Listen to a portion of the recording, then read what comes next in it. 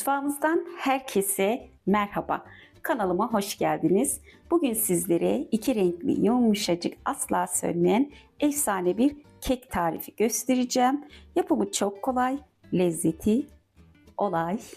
Hadi başlayalım demeden önce malzeme listemizi veriyorum. 4 büyük yumurtamız var. Şöyle görmüş olduğunuz gibi sarısıyla akını güzelce ayırdım.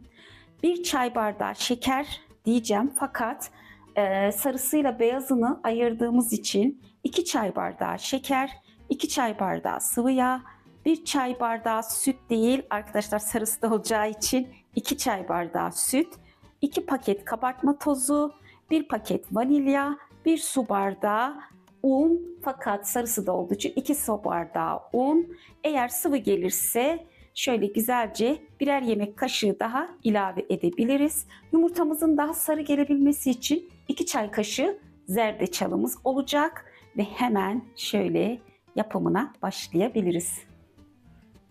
İki renkli bulut kekimizi yapabilmek için önceden söylemiştim size. Böyle ön hazırlığımda dediğim gibi yapmıştım. Hemen yumurta beyazımızla 1 bardak şekerimizi ilk başta iyice köpük köpük olana kadar çırpıyoruz.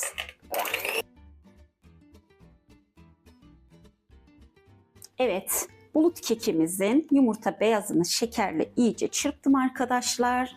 Hemen sarısını da aynı şekilde çırpıyorum. Tabii ki öncelikle mikserimin ucunu yıkayıp geliyorum. Mikserimin ucunu yıkadım. Şöyle 1 bardak yine şekerimizi ilave ettim ve hemen yumurta akı gibi 10-15 dakika güzelce çırpıyorum.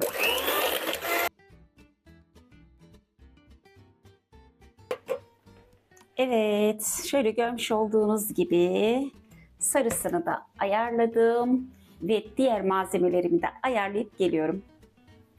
Güzelce tezgahımı ayarladım, yine geldim arkadaşlar. Hemen yumurta sarısıyla beyazımızı aldım. Sıvılarla başlıyorum. Birer çay bardağı şöyle süt ilave ediyoruz. Birer çay bardağı sıvı yağ. Bu arada kalıbımı da ayarladım, yağladım, unladım. Fırınımızda 180 derecede ısınıyor. Hemen şöyle birer bardak un ilave ediyorum. Unumu önceden eledim. Mutlaka ununuzu eleyin, o şekilde yapın.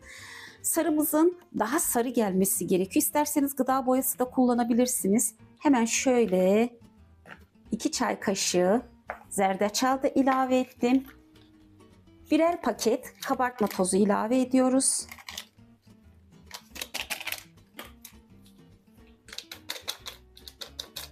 Birer paket de vanilya ilave ettim hemen.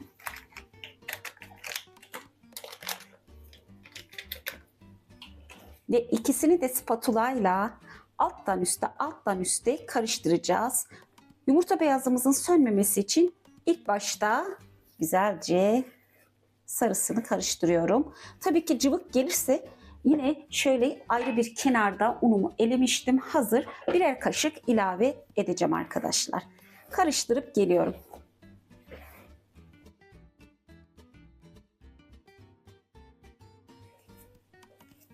Evet, spatulayla yumurta sarımızı artı beyazımızı da güzelce harmanladım ve hazır arkadaşlar. Kalıbımızı önceden yağlamış, unlamıştım. Daha önce söylediğim keklerimiz hazır. Şöyle kakaomuz da hazır. Şöyle bir aparatla arkadaşlar her katına mutlaka kakao serpileyeceğiz. Öncelikle yumurta sarımızla şöyle alt taban kısmına başlıyorum hemen ve kat kat hepsini döşeyip geliyorum.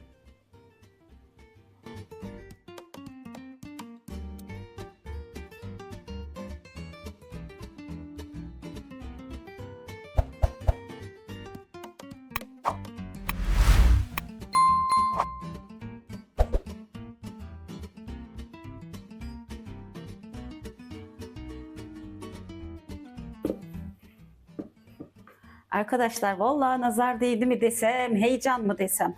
Alt sarıya mutlaka kakao serpilememiz gerekiyordu. Neyse, yapacak bir şey yok. Mutlaka ilk sarıyı alta döşedikten sonra kakao serpeliyoruz. Ben serpelemedim. Siz bunu serpelemiş olarak kabul ederseniz çok sevinirim. Ve beyazını üzerine aldım. Hemen şöyle kakaoyla devam ediyoruz.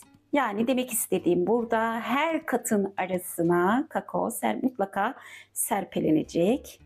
Şöyle görmüş olduğunuz gibi bol bir şekilde.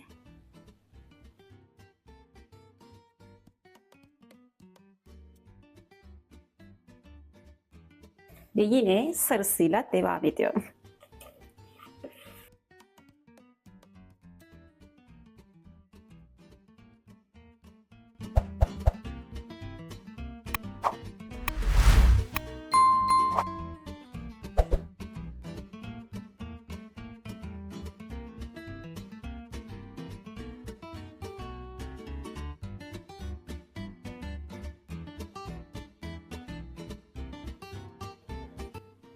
Evet, şöyle görmüş olduğunuz gibi kekimizi kat kat döşedim. Aralarına da kakao serpeledim. Önce de dediğim gibi ben bir yanlış yaptım. Siz mutlaka yapmayın. Sarısını döktüm, beyazını döktüm direkt. Halbuki sarısını döktüğümde kakaoyu arasına serpelemem gerekiyordu. Yani kat kat çıkmamız gerekiyordu. Yine de nazar olsun arkadaşlar. Ve bu kekimizi hemen 180 derecede ısıtılmış fırında kontrollü bir şekilde 30-35 dakika pişiriyorum ve iyice soğuduktan sonra dilimleyeceğiz arkadaşlar. Kalıptan çıkaracağız ve doğru fırına gidiyorum. Ben fırına giderken sizler de abone olmayı, yorum yapmayı mutlaka unutmayın ve doğru fırına gidiyorum. Şimdiden mutfağımız mis gibi kek koktu.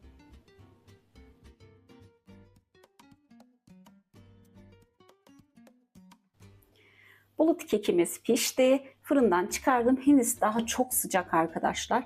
Dediğim gibi iyice soğuduktan sonra çıkaracağım. Ve kanalımız bayağı var biliyorsunuz arkadaşlar. Destek olursanız da çok mutlu olurum. Ve şunu da söyleyeyim size. Tarifi deneyenler mutlaka yorum yazsın. Bir sonraki tarifimizde ne olabilir arkadaşlar? Söylerseniz çok mutlu olurum. Ayrıca bu kekle misafir rezil olmaz. Ben biliyorsunuz bir katını yanlışlıkla kat çıktım. Şimdi kekimizin soğumasını bekliyorum. Kekimiz hazır. Yanlış da yapmıştım biliyorsunuz kakaoyu arasına serperken. Şöyle döndürüyorum. Bakalım nasıl bir kek ortaya çıkacak. Kekimiz efsane oldu. Yumuşacık, şöyle göstereyim, pamuk gibi. Hemen servis alabilmek için. Daha henüz ılık arkadaşlar. İçerisi ılıkmış. Siz iyice soğutup servise o şekilde alın mutlaka. Dilimliyorum.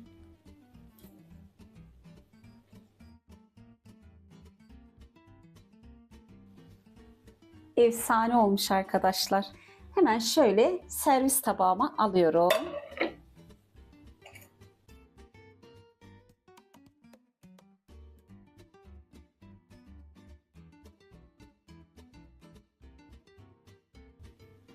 Kekimizi şöyle tabağa aldım. Size göstereyim arkadaşlar.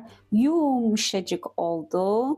Çok da güzel oldu. Çok da lezzetli. Şimdiden yapacak olanlara kolay gelsin.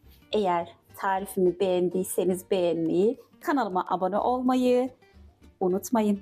Bir sonraki videoda görüşmek üzere. Hoşça kalın.